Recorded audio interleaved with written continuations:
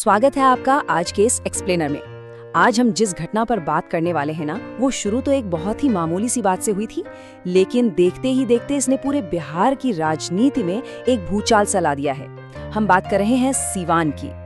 कैसे सड़क पर हुई एक छोटी सी बहस ने राज्य की कानून व्यवस्था पर एक इतनी बड़ी राष्ट्रीय बहस छेड़ दी।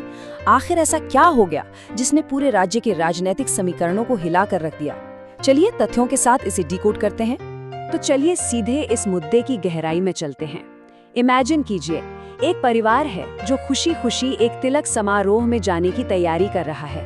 वो सड़क किनारे अपनी कार रोककर परिवार के बाकी सदस्यों का इंतजार कर रहे हैं। तभी पास से गुजरने वाली एक दूसरी कार उनकी गाड़ी से हल्की सी टकरा जाती है। कार पर बस एक मामूली सी खरोंच आती है। अब आम तौर पर ऐसी सिचुएशन में क्या होता है, थोड़ी बहुत कहासुनी होती है और लोग अपने अपने रास्ते निकल जाते हैं। लेकिन सिवान के लक्ष्मीपुर आंधर ढाला ओवरब्रिज के पास जो हुआ, उसने सबको सुन्न कर दिया। ये छोटी सी खरोच एक खौफनाक और जानलेवा गोलीबारी में बदल गई। अगर हम टाइमलाइन देखें तो घटनाओं की रफ्तार इतनी तेज थी कि किसी को संभलने का मौका ही नहीं मिला। बुधवार शाम करीब 6:30 बजे इन कारों की टक्कर होती है।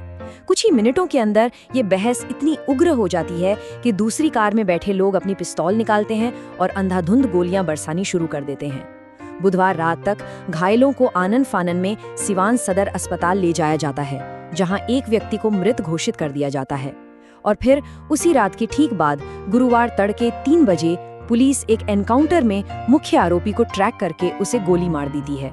जरा सोचिए, शाम 6:30 बजे के एक ट्रैफिक विवाद से लेकर रात 3 बजे के पुलिस एनकाउंटर तक ये सब कुछ महज चंद घंटों के भीतर सिमट गया।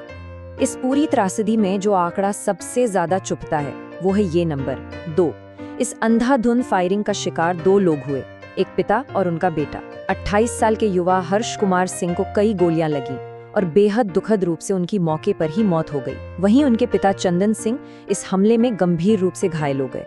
उन्हें तुरंत फर्स्ट एड तो दिया गया, लेकिन हालत इतनी नाजुक थी कि उन्हें बेहतर इलाज के लिए रातों रात पटना के PMCH रेफर करना पड़ा। इस पूरे मामले में पुलिस का रिएक्शन काफी तेज रहा। उन्होंने फौरन हुसैनगंज थाना क्षेत्र के हथौड़ा के रहने वाले छोटू कुमार यादव को मुख्य आरोपी के तौर पर आइडेंटिफाई कर लिया। जब गुरुवार तड़के 3 बजे पुलिस की टीम उसे गिरफ्तार करने पहुंची तो रिपोर्ट्स बताती हैं कि उसने भागने की कोशिश की और पुलिस पर भी फायरिंग कर दी। फिर जवाबी कार्रवाई में पुलिस ने मुठभेड़ के दौरान उसके दोनों पैरों में गोली मार दी। फिलहाल वो पुलिस की कस्टडी में है और उसका अस्पताल में इलाज चल रहा है। अब यहाँ एक बहुत ही लॉजिकल सवाल उठता है। देखिए, रोड रेज की घटनाएं तो हर दिन देश के किसी न किसी हिस्से में होती ही रहती हैं। तो फिर सीवान का ये लोकल क्राइम अचानक से एक राज्यव्यापी और यहाँ तक कि राष्ट्रीय सुर्खी कैसे बन गया? क्यों इस एक घटना ने पटना से लेकर दिल्ली तक सत्ता के गलियारों में बेचैनी पैदा कर दी है? इस सवाल का जवाब छिपा है इस घटना का शिकार हुए लोगों के राजनीतिक रसूख में।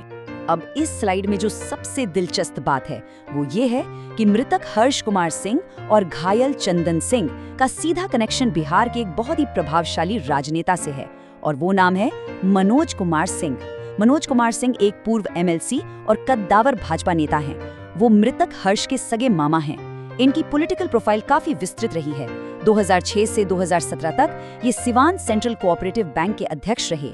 एक और गौर करने वाली बात यह है कि अपने शुरुआती राजनीतिक करियर में इनके संबंध मोहम्मद शहाबुद्दीन से भी रहे थे। फिर समय के साथ इन्होंने अपनी राजनीतिक राह बदली और निर्दलीय, भाजपा, JDU और LJP जैसे अलग अलग मंचों से चुनाव लड़ा और अपना दबदबा कायम रखा।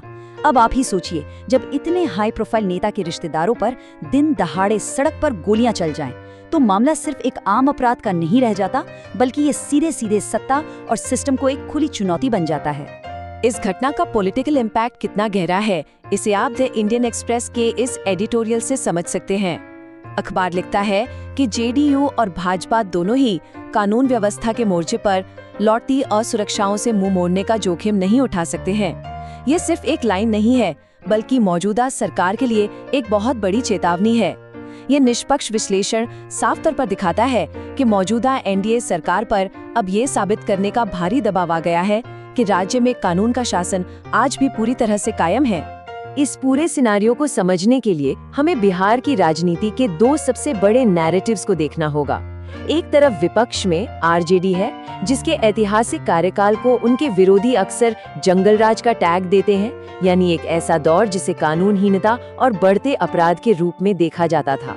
वहीं दूसरी तरफ मौजूदा मुख्यमंत्री नीतीश कुमार है। 2005 से 2010 के बीच उनके शासन की जो सबसे बड़ी बुनियादी सफलता थी वो यही थी कि उन्होंने राज्य में नागरिक सुरक्षा स्थापित की और कानून का राज कायम किया। उनका पूरा राजनीतिक आधार इसी सुरक्षा के वादे पर टिका है। तो इस कंट्रास्ट से आप साफ समझ सकते हैं कि मौजूदा प्रशासन के लिए इस वक्त दांव पर क्या लगा है। तो यहाँ सबसे अहम बात ये है कि सिवान की ये घटना कोई आइसोलेटेड घटना नहीं है। अभी कुछ ही दिन पहले राज्य की राजधानी पटना के एक हाई प्रोफाइल अस्पताल के अंदर एक मरीज की सरेआम गोली मारकर हत्या कर दी गई थी, जो दरअसल पैरोल पर बाहर आया एक अपराधी था। सीसीटीवी में कैद हुई वो खौफनाक तस्वीरें, और अब सिवान में एक मामूली सी खरोंच पर ये जानलेवा फायरिंग। ये सब देखकर विश्लेषकों और आम जनता के मन में ये सवाल उठना लाजमी है कि क्या राज्य वापस उसी पुरानी असुरक्षा के दौर में खिसक रहा है? क्या ये सिस्टम में एक निराशाजनक गिरावट है? और ये स्लाइड बहुत ही बेहतरीन तरीके से दिखाती है कि आगामी विधानसभा चुनावों से पहले इस एक घटना ने राजनीतिक बिसात को कैसे बिछा दिया है। एक तरफ एनडीए यानी जेडीयू और भाजपा की सरकार है, जिनके सामने सबसे बड़ी चुनौती है सुशासन और सुरक्षा की अपनी उसी पुरानी विरासत को बचाना जिसे उन्होंने बड़ी मेहनत से बनाया था। वहीं दूसरी तरफ विपक्ष में आरजेडी है। उन्हें अब आक्रामक रुख अपनाकर इस पूरे नैरेटिव को अपने पक्ष में पलटने का एक बड़ा मौका मिल गया है।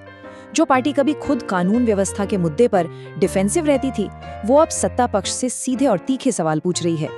तो कुल मिलाकर सिवान की ये दुखद घटना सिर्फ दो परिवारों की पर्सनल ट्रेजेडी तक सीमित नहीं रही, बल्कि ये एक ऐसा आईना बन गई है जिसने पूरे राज्य को झकझोर कर रख दिया है। देखिए, विकास, इंफ्रास्ट्रक्चर, शिक्षा, ये सब किसी भी चुनाव के लिए बहुत अहम होते हैं, लेकिन जब आम इंसान की सेफ्टी ही खतरे में दिखने लगे ना, तो प्राथमिकताएं अपने आप बदल जाती हैं। तो जाते जाते एक बड़ा सवाल जो हम सबको सोचने पर मजबूर करता है, क्या बिहार के आने वाले विधानसभा चुनावों में एक बार फिर से कानून व्यवस्था का मुद्दा बाकी सभी विकास के मुद्दों पर भारी पड़ने वाला है? इस सवाल पर विचार जरूर कीजिएगा। आज के इस एक्सप्लेनर में हमारे साथ जुड़ने के लिए बहुत बहुत शुक्रिया। मिलते हैं अगले विश्लेषण में।